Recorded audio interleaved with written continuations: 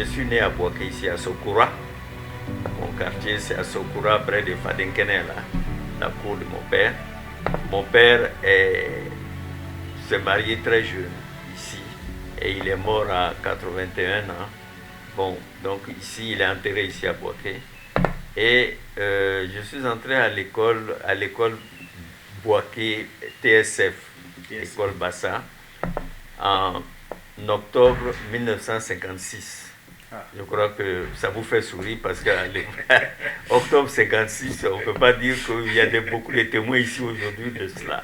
Oui. Alors donc c'est où j'ai fait l'école primaire et ensuite c'était tellement éloigné de la maison parce que j'habitais à Sokura et l'école était à TSF Air France que j'étais très jeune, très frêle parce que j'avais à peine 6 ans et il fallait que je marche pour aller, pour revenir. Bon, donc c'était difficile pour moi. Mais par la grâce de Dieu, j'ai pu terminer, avoir le CEP et l'entrée en 6e. Et malheureusement, pour moi, on m'a affecté à l'école au collège qui est en face, qu'on appelle maintenant Collège moderne TSF, qui à l'époque s'appelait CEG, Collège d'enseignement général TSF. Oui. C'était le système éducationnel de l'époque. Lorsque l'année suivante, je n'étais pas en position d'aller à l'école, mon papa n'avait plus d'argent, c'était un marabout, c'est des gens il travaillait, il était comptable dans un magasin d'un Libanais au commerce là, oui. À côté du Provençal là, et malheureusement il est parti à la retraite, il n'avait plus d'argent de quoi s'occuper de la famille, donc je n'avais pas de possibilité, je ne voyais aucune possibilité pour moi de reprendre la 3e. Ma maman, paix à son âme, qui était à Abidjan, chez mes grands frères, a donc senti le problème et la nécessité de m'aider, à me donner un coup de pouce. Donc, elle a vendu ses bijoux qu'elle avait. Elle m'a dit de venir la rejoindre à Abidjan. Ce que j'ai fait, elle a vendu ses bijoux et elle a payé une classe de 3e au collège Voltaire, à Abidjan. Donc voilà comment j'ai refait le BEPC. Ce qui est sûr, c'est qu'au BEPC de cette année-là, j'ai été le premier de tout le centre d'Abidjan au plateau. Oui. J'ai eu le meilleur résultat au BEPC. Alors, j'ai eu des prix à l'époque. Il y a Fraternité Matin, c'est fait l'écho et tout ça. J'étais très jeune, mais je me rappelle bien tout ça. Et on m'a donné tout un lot de documents, de prix, de livres, etc. Lorsque j'ai échoué au BEPC, et puis surtout, j'étais ami à quelqu'un, ami d'enfance comme ça, qui lui a été admis. Or, je savais très bien que j'étais plus intelligent que lui, meilleur que lui. Meilleur à lui. Et surtout, lui-même le savait, il était étonné que je n'ai pas réussi au BEPC. Mais j'avoue que je m'étais amusé. Je n'avais pas pris le BEPC au sérieux dans la première année et cela m'a beaucoup marqué pour le reste de ma vie. Donc je m'étais juré que ça n'arriverait plus.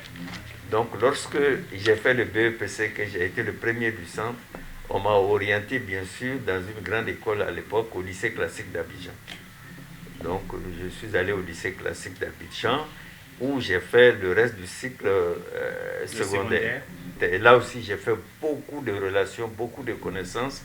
Et c'est parmi ces connaissances-là que j'ai le ministre, l'ancien ministre à Montano, Marcel, oui. Qui était de la même classe que moi, qui était mon ami. Nous avons connu avec des joueurs comme les Batouré, des gens comme des grands joueurs là.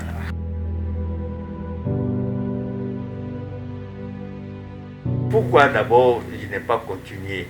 Parce qu'après le bac, j'ai été orienté en première année d'histoire, histoire et géographie à l'université. Et après, je suis passé en 2e année. Au début de la 2e année, financièrement, ça n'allait plus. À la maison, ça n'allait pas. Mon papa, il n'avait plus rien. Ma maman, elle non plus, celle qui a vendu tous ses bijoux pour moi, elle n'avait plus rien. Et c'est difficile. Tous mes petits frères, tout cela était là. Il y avait en âme et conscience et devant Dieu une décision à prendre. Et j'ai cherché à travailler. Je me suis dit, bon, il faut que je travaille, que j'arrête les cours là, je travaille. Si j'ai le temps plus tard, je ferai le reste de mes diplômes universitaires. Donc c'est ainsi que je suis allé, puisqu'on prenait à l'époque des vacataires, des professeurs libres. À partir du bac, le gouvernement avait besoin de beaucoup d'enseignants. Et donc j'ai été le plus naturellement du monde accepté dans ma candidature. Et on m'a affecté au lycée moderne de Daoukro, qui était à l'époque collège moderne de Daoukro, en tant que professeur de français. Voilà. Et ça s'est bien passé. Le souvenir que je garde, il faut dire que je suis un grand lecteur, je lis beaucoup. Donc, ce qui fait que la mémoire, j'ai cette chance aussi, était relativement développée. Je retenais les choses, les grands écrivains, j'achetais les romans. Souvent, je pouvais venir dans un magasin où on vend les illustrés, là, parce que j'aimais bien ça, les Tintins, les Hakim, les machins. Je pouvais prendre un document comme ça, en 5 minutes, je l'ai lu, parce que je n'avais pas les moyens de les acheter. Donc, pour dire que j'avais une faculté de rétention des informations qui était quand même au-dessus de la moyenne. C'était une chance.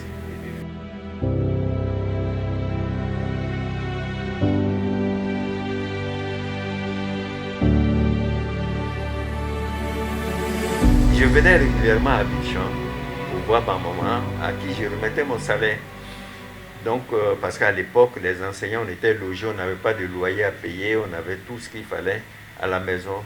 Donc, lorsque j'avais mon salaire, je touchais à l'époque 56 000 francs que l'État me payait.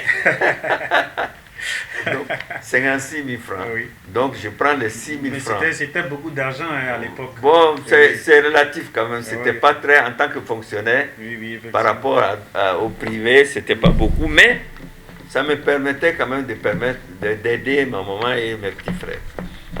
Ce que j'ai fait. J'ai donc donné ça une partie. J'ai donné à peu près, je crois, 45 000 à ma maman. Et puis le reste, je gardais pour faire moi-même mes petits besoins. Donc, je suis arrivé un jour, j'ai un cousin qui travaillait à la Générale, qui était dactylographe là-bas. Et je suis venu le saluer. Parce que j'étais de passage pour retourner à Daoukro. Il m'a dit, ah, petit frère, ça va, oui. Mais attends, pourquoi tu ne t'intéresses pas aux concours qui se font ici? Il y a des concours pour recruter les cadres. Je dis, ah bon? Il dit, oui. Ah, il dit, non, il faut monter, va voir au fond du couloir, il y a un blanc là-bas, va le voir, c'est lui qui s'occupe de ça. Bon, je me suis exécuté et je suis allé rencontrer un monsieur affable, d'une gentillesse extrême, un blanc qui vraiment, je ne sais pas, j'ai jamais pu oublier, j'ai mémorisé ce type. Cette image. Monsieur Vion, il s'appelait, monsieur Vion, V-I-O-N. J'ai dit bonjour monsieur, bonjour jeune homme, comment allez-vous? Oui. Alors j'ai dit, écoutez, j'ai appris qu'il y a des tests ici, d'entrée ici, à la banque, et je voulais m'y essayer. C'est pour ça que je viens vous voir. Il dit, ah, dommage, la date de clôture de l'examen, c'était aujourd'hui. On avait à recruter une dizaine de cadres, et tout, j'ai à peu près là, il me sort, il dit, j'ai une centaine de candidats qui sont intéressés. Ah, j'ai dit, bon, merci de l'accueil, monsieur. Vous avez été très gentiment et bien accueilli. Et ça sera tant pis pour moi. Dieu n'avait pas voulu. Effectivement. Dès que j'ai tourné le dos, il dit, monsieur, s'il vous plaît, je pense que Dieu va le vouloir cette fois-ci. Alors, je vous inscris. Vous avez quelque chose de papier? J'ai dit, je n'ai rien, je suis venu comme ça. Il dit, bon, faites une demande là. Et puis je vous inscris. Après, vous revenez. J'ai dit, parce que je suis enseignant et je suis à l'intérieur du pays. Donc voilà comment j'ai été inscrit au concours. D'abord, ça c'était la prouesse divine qui a retombé et réjailli sur moi. Bon, donc je me suis inscrit. On m'a donné la date du concours.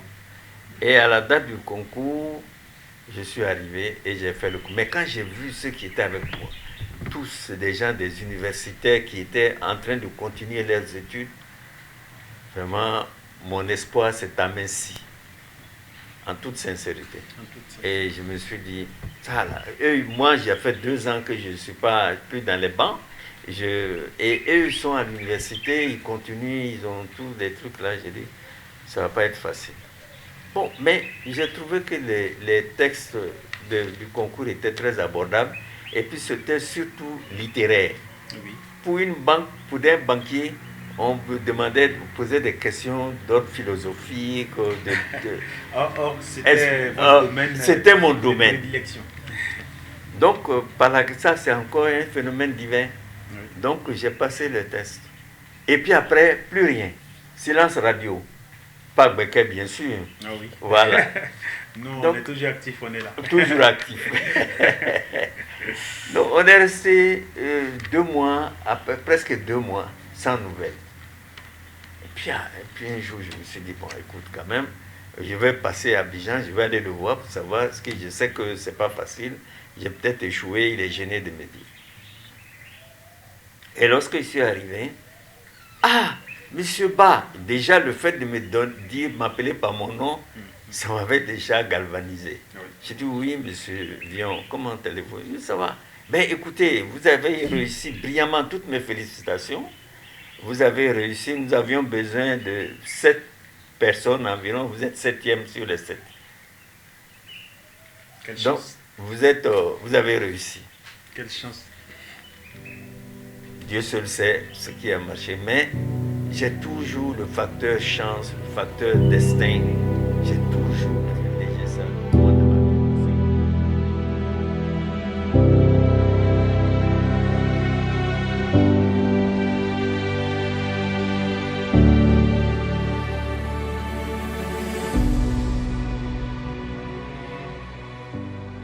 Je voudrais respecter vous-même les jeunes qui êtes en train de vous battre pour réussir votre vie. Vous encourager et vous dire que je répète, la réussite c'est au bout de l'effort. Je ne finirai jamais de le dire. Ne vous laissez pas aller à la fatigue, au découragement et aux invectives des uns et des autres qui ne sont souvent que des sentiments de jalousie parce que vous êtes en train d'avancer. Allez-y. Bala Keïta, paix à son âme, le disait que même si on est ramasseur de caca, entre guillemets, que les auditeurs m'en excusent, mais faisons en sorte d'être le premier des ramasseurs de caca. Il faut bien faire son travail. Faire bien son travail et très bien faire son travail pour être sûr que ça ne se perd jamais.